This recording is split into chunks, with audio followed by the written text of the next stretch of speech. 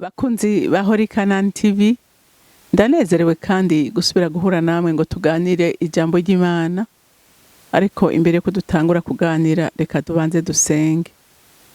Ndaririmba ishimwe ry'Umwami Imana, ndatazira izina ryiwe ryera, kuko ari izina ryiza twaronkeyemo umugisha ku abana b'Imana. Ni izina ryiza twaronkeye umugisha wo gucungurwa, tugakugwa mu bya kera, tugahindukira Mwami Imana muri bishasha twaherewe muri Kristo Yesu byo kuba abana b'Imana no kuba umuraganwa nawe. Umutima wanje uragutazira, umutima wanje urakunenahaza, kuko ibyo wadukoreye nta wundi yari kubidukorera. Reka tugushimagize uko wakoze ibikomeye, umena amaraso kugira ngo urokore ubugingo bwa benshi. Reka Mwami Imana tugushime kuko urabikwiriye. Nta wundi yari kwemera atari we wabyemeye. Natwe nk'abana wagiriye neza, ntituzorambirwa kubigushimira gushika dukuwe muri uno mubiri, aho tuzogushima imbona nkubone, tunenahaza izina ryawe butagitandukana. Ushimwe kandi wubahwe muri byose na hose, mu izina rya Kristo Yesu senze nizeye kuvyumvise. Amen, amen. Ijambo rero Imana impaye kuganira namwe uyu munsi ni ijambo rivuga yuko Yesu ntazokwigera kwihishurira udafise umwete wo kumurondera. Haleluya. Yesu yihishurira abantu bafise umwete wo kumurondera, kandi igihe abona uwufise n'ukuri aragukorera akantu kakumenyesha ko muri kumwe. Haleluya. Kugira ngo akuremesha akwereka ati turi kumwe nawe. Reka dusome ijambo ry'Imana muri Mariko.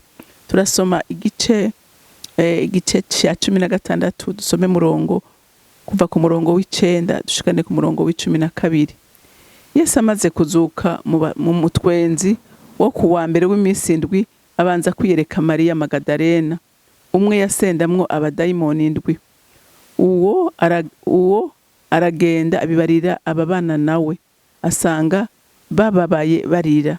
Nabo bumvise ko ari muzima kandi ko yamwiboneye, ntibavyemera. Hanyuma y'ivyo yiyereka babiri bo muri bo afise iyindi shusho, bagenda baja mu misozi.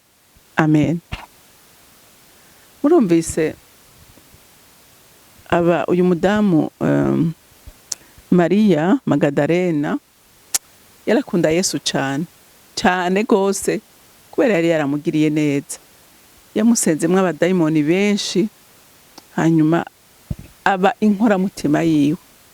Rero Yesu yapfuye, agira umwete wo kujya kumurondera, kumva yiwe agenda ngo je kumusiga, asiga umubiri wiwe. Hanyuma asanga yazutse. Asanze yazutse arababara, aravuga ati bamutwaye umwami wanje, simba ngaha ntamubonye. Ararira. Yesu abona agahinda uyu mudamu afise, abona umwete, abona inzara. Haleluya. Yesu araza kumwiyereka. Yeje kubera umwete umugore yarafise, akabonga yarafise mu mutima, yifuza kubona umwami wiwe. Araza aramwiyereka. Hanyuma ngo hariho n'abandi bigishwa babiri ariko baragenda bababaye, bavuye Yerusalemu bagiye iwabo, bagenda baridoga, bavuga urukundo rwa Kristo, bavuga Yesu arumva umubabaro bafise, arumva intaye bariko barashingira uwo muntu. Wese arabegera yababaza ati bega ko numva mufise agahinda kenshi, nibiki habaye iki? Bararatangara ati ni gute utazi ivyabaye? Ati we ntuzi umwami, ntuzi umugabo yitwa Yesu yabaye ngahe iwacu, yakoze ibintu bikomeye, none abayuda baraye bamwishe. Baravuga bashingira nawe umwami. Ariko Yesu agira iki? Mu nyuma yarabihishuriye, baramumenya. Haleluya.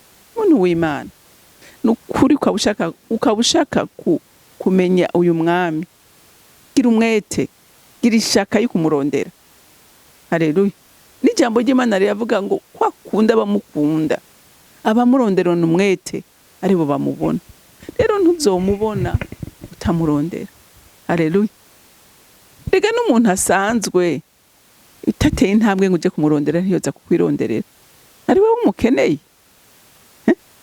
Ega Yesu turamukeneye gusumba uko adukeneye. Yesu turamukeneye cyane gusumba ko we adukeneye.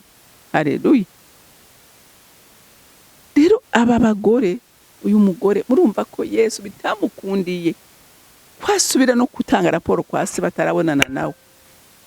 Kubera yaravuze ati nogende uyu muntu vyomera gute, kamanze ngaruka nawe hariho umwete wogira kumurondera Yesu, bigatuma by'ukuri ahaguruka ku ntebe yakabwanga iti ngira niyereke uyu muntu. Haleluya, haleluya. Kubera umwete umuntu agira wo kumurondera.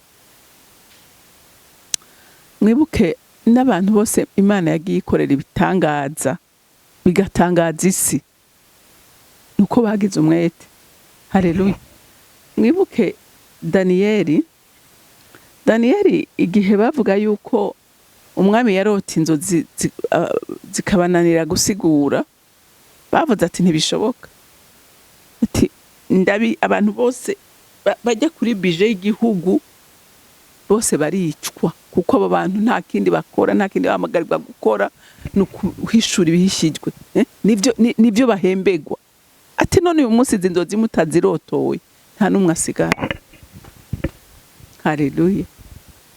Daniyeli kuko yarazi neza Imana yiwe, yarazi ubushuti bafitanye, aravuga ati ibyo bintu nibyo bibateye ubwoba, ati mpakanya.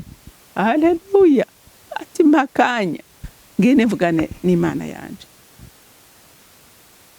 ndazi kwiza kumpishurira ivyo ari byo. None siko vyagenze, Imana yaramwihishuriye, iramuhishurira izo ndoto. None we yo guhishurira utanywana nayo, atamwe tufise ukuyirondera, wumva yo hari ico yo kuganiriza. Yega nijwi ryayo nakuganiriza ntunaryumve, ko ntuzi ingene ivuga. Ariko Daniyeli yarazi Imana yiwe, yarazi ingene ivuga. Haleluya. Rero ndakwifuriza muntu w'Imana kugira umwete, gira ishaka yo kugendana n'Imana, yo kurondera Imana. Haleluya. Izo kwihishurira igihe cyayo kigeze, izo kwihishurira kwiyereka. Haleluya. Mwibuke n'igihe Daniyeli yariko arasenga, yaravuze ati amasengesho ya Daniyeli ndumva arandemereye mu matwi, ati tabaranye Gabriel, nyarukana inyishuge n'umubwire ko amasengesho yiwe ijuru ryayumvise. Mwibuke ko n'umumarayika igihe yashika yavuze ngo mukundwa w'Imana, ngo utaranasenga ngo Imana yari yamaze kumva amasengesho yawe. Kubera iki? Kubera iki? Umwete agira, umwete yari afise. Mbega wewe ufise umwete ungana gute wo kurondera iyo Mana? Ufise umwete ungana gute kubana nayo? Ariko ibyo yirondera ko ni byinshi, ibyo yirondera ko ni byinshi, ariko byose bizokwishurwa biselo n'umwete nawe ugira wo kuyirondera. Rero Imana yo mwijuru ikumpera umugisha we wumvise iri jambo, kandi wiyemeje kugira umwete wo kurondera uyu mwami Yesu. Mwami wanje, sindambirwa kugushima no kugushimagiza no kugushira hejuru, kuko uri umwizigirwa kandi uri umunyabuntu. Nta wakuronderanya umwete ngo umwihishe, ko waranabivuze utazokwigera wirengagiza abakwambaza n'abagutabaza. Abakurondera bavuze ko uzoyibiyereka, abaguhamagara bavuze ko uzobitaba. Natwe aka kanya Mwami Imana ndasenze, sengera bene data bose bazokumvira ijambo, utarafise umwete wo kukurondera ahabwa imbaraga zo kugira umwete mwinshi n'inyota nyinshi yo kugendana nawe no kurongorwa nawe muri vyose. Urakoze kuvyumvise, icubahiro cyose n'amashimwe aba yawe, nkaba ndabisenze ndabyizeye kuvyumvise mu izina rya Kristo Yesu. Amen, amen. Mwarahezagiwe, mugira umunsi mwiza.